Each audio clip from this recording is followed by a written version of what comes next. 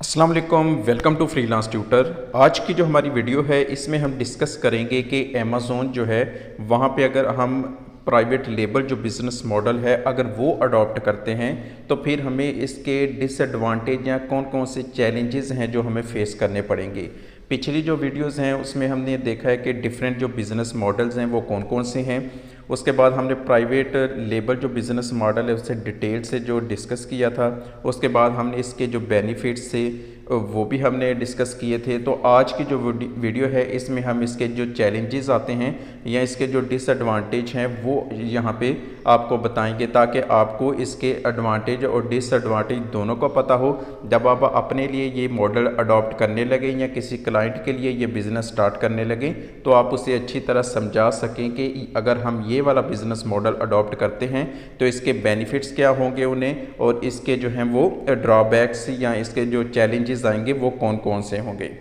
तो सबसे पहला जो और बड़ा चैलेंज है वो ये है कि प्राइवेट लेबल में आपको कंपटीशन है वो बहुत ज़्यादा देखने को मिलता है। कंपटीशन इसमें बहुत ज़्यादा हाई होता है। आप स्क्रीन पे आपको नज़र आ रहा होगा, अगर मैं लिखता हूँ यहाँ पे हेयर सीजर्स और हेयर सीज़र लिख के अगर मैं सर्च करता हूँ तो हमारे पास जो है वो काफ़ी सारे जो है वो रिज़ल्ट शो हो जाते हैं। यहाँ पे 1000 से प्लस रिज़ल्ट शो हो रहे हैं। इसका मतलब है कि 1000 से ज़्यादा जो सेलर्स हैं या ब्रांड्स हैं वो ऑलरेडी यहाँ पे सेल कर रहे हैं। लेकिन ये इससे ज़्यादा होंगे। अगर आपके पास टूल्स वगैरह होंगे तो आप वहाँ से चेक भी कर सकते हैं कि एग्जैक्ट जो है वो कितने हैं। तो वो नेक्स्ट जो वीडियोज़ आएंगी जब हम प्रोडक्ट हंट करेंगे तो उसमें वो आपको करके भी दिखाएंगे। अगर हम थोड़ा सा नीचे आते हैं तो यहाँ पे आप देखें कि ये एक सेलर है, इसके जो रिव्यूज़ हैं वो तकरीबन 22K हैं। इसके बाद नेक्स्ट सेलर है, उसके रिव्यूज़ जो हैं वो 10K हैं। उसके बाद 8K हैं।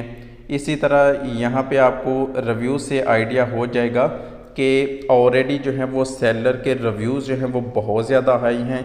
तो एक बंदा है जो न्यू आया है उसके ज़ीरो रिव्यूज़ हैं तो उसके लिए यहाँ पे compete करना जो है वो बहुत ज़्यादा मुश्किल हो जाता है। तो जो मेन PL में सबसे बड़ा जो इशू है वो रैंकिंग का होता है कि आप किस तरह अपने प्रोडक्ट को रैंक करें और यहाँ पे जो ऑलरेडी सेल कर रहे हैं तो उनसे compete जो है वो किस तरह करें। तो कंपटीशन जो है वो बहुत ज़्यादा यहाँ पे हाई होता है। लेकिन ये है कि अगर एक दफ़ा आप रैंक कर लेते हैं इनके साथ तो फिर आपको काफ़ी जो है वो प्रॉफिट मिलता है। सेकंड जो यहाँ पे चैलेंज हमें आता है वो ये है कि जो स्टार्टिंग कॉस्ट होती है PL की वो बाकी जितने भी बिज़नेस मॉडल्स हैं तो उनके मुकाबले में यहाँ पे जो स्टार्टिंग कॉस्ट होती है वो ऑलमोस्ट डबल या ट्रिपल भी हो सकती है। ये डिपेंड करता है कि आप कौन सा प्रोडक्ट जो है वो लॉन्च करने जा रहे हैं, उस प्रोडक्ट की लैंडिंग कॉस्ट आपको कितनी पड़ती है। तो डिफरेंट जो चीज़ें हैं उस पर डिपेंड करता है कि आपकी जो स्टार्टिंग कॉस्ट है वो कितनी होगी। आप थोड़ी कॉस्ट से भी स्टार्ट कर सकते हैं लेकिन उसका ये होगा कि फिर आपको जो प्रॉफिट मिलेगा वो भी थोड़ा मिलेगा। और अगर आपकी स्टार्टिंग कॉस्ट ज़्यादा है, आपने कोई अच्छा प्रोडक्ट चूज़ किया है तो फिर ज़ाहिर है उस लिहाज से उसका जो प्रॉफिट होगा वो भी ज़्यादा होगा। तो यहाँ पे जो सेकंड मेन इशू है वो ये है कि यहाँ पे जो स्टार्टिंग कॉस्ट है ना वो काफ़ी ज़्यादा हाई होती है। एग्जैक्ट कितनी कॉस्ट आती है, क्या सिनेरियो होता है, वो नेक्स्ट जो वीडियोज़ हैं उनमें हम कैलकुलेशन करके आपको दिखाएंगे कि प्राइवेट लेबल अगर आप करना चाहते हैं तो उसके लिए फिर स्टार्टिंग कॉस्ट जो है वो कितनी तक जो है वो आपको पड़ेगी। इसके बाद यहाँ पे अगर क्योंकि जब आप इसकी जो स्टार्टिंग कास्ट इसलिए ज़्यादा होती है कि इसमें आपने प्रोडक्ट जो है वो स्क्रैच से आपने कोई प्रोडक्ट जो है वो चूज़ करना होता है, उसे मॉडिफाई कराते हैं, उसका कोई डिज़ाइन वगैरह बनवाते हैं और फिर आप थर्ड पार्टी जो है वो उसे मैन्युफैक्चर कराते हैं। तो ये जो सारा प्रोसेस है उसके बाद आप वेयर हाउस में सेंड करते हैं तो इस सारे प्रोसेस में जो है वो काफ़ी आपका खर्चा आ जाता है। इसके बाद जो अहम इशू है वो क्वालिटी का इशू है। बाकी अगर आप कोई भी बिज़नेस मॉडल लेते हैं, फॉर एग्जांपल होलसेल लेते हैं, तो वहाँ पे आप क्या करते हैं कि ऑलरेडी जो एस्टेब्लिश ब्रांड्स हैं आप उन्हीं से प्रोडक्ट जो है वो परचेज़ करके तो आगे सेल करते हैं। तो आपको उनका पता होता है कि ये ब्रांड है, इसकी जो रेटिंग है वो काफ़ी अच्छी है और ये प्रोडक्ट जो है वो काफ़ी अच्छे बना रहा है। लेकिन यहाँ जो है वो आपने खुद जो है वो थर्ड पार्टी जो है किसी से उससे मैन्युफैक्चर करवाने होते हैं। ज़्यादा जो लोग हैं वो चाइना से जो है वो सोर्स करते हैं। तो जब हम किसी और कंट्री से सोर्स करते हैं तो हमें इतना श्योर नहीं होते कि हमारे जो प्रोडक्ट है उसकी क्वालिटी जो है वो जो ऑलरेडी सेल कर रहे हैं लोग उनके मुकाबले में कैसी है।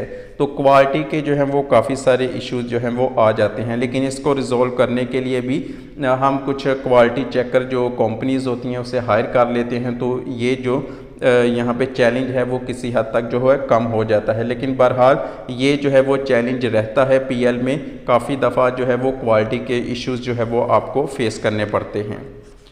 इसके अलावा अगर हम देखें तो आपका जो है प्राइस पे कंट्रोल है वो भी आपका थोड़ा रह जाता है, क्योंकि जब ऑलरेडी इतने ज़्यादा सेलर जो हैं वो सेल कर रहे हैं तो फिर आपको भी अगर मार्केट में compete करना है तो आपको उसी रेंज में जो है वो अपनी प्राइस जो है वो सेट करनी पड़ती है।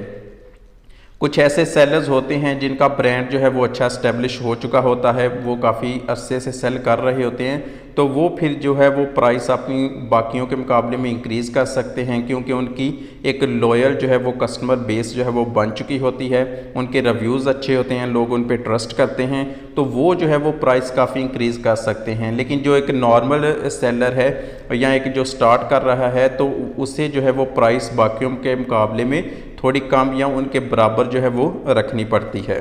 तो यहाँ पे जो है प्राइस भी आपको लिमिटेड आपका प्राइस पे जो है वो कंट्रोल होता है।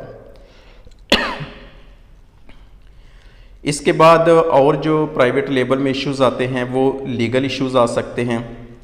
फॉर एग्ज़ाम्पल आपने कोई प्रोडक्ट लॉन्च किया है और उससे मिलता जुलता जो प्रोडक्ट है वो ऑलरेडी किसी बंदे ने लॉन्च किया है। फॉर एग्ज़ाम्पल आपकी स्क्रीन पे ये कुछ सीजर्स नज़र आ रही हैं, तो इनका जो डिज़ाइन है हल्का फुल्का जो है वो एक दूसरे से मैच कर रहा है, और अगर कोई बंदा है किसी ने अपना डिज़ाइन जो है वो पेटेंट करवाया हुआ है तो आप उसका डिज़ाइन लेके वही आप प्रोडक्ट लॉन्च कर देते हैं, तो वो फिर क्लेम कर सकता है कि ये जो बंदा है इसने मेरा डिज़ाइन चोरी किया है, तो फिर आपको वो जो लीगल जो इश्यूज़ हैं वो आपको फेस करने पड़ सकते हैं। तो ये इस तरह के कुछ इश्यूज़ थे या जो चैलेंजेस हैं जो पीएल में लोगों को आते हैं या आ सकते हैं। तो आपको बिल्कुल आइडिया होना चाहिए कि अगर पीएल स्टार्ट करते हैं तो वहाँ पे बेनिफिट्स क्या होंगे और वहाँ पे चैलेंजेस जो है वो कौन कौन से फेस करने पड़ेंगे। तो उम्मीद है आपको इस वीडियो में क्लियर हो गया होगा।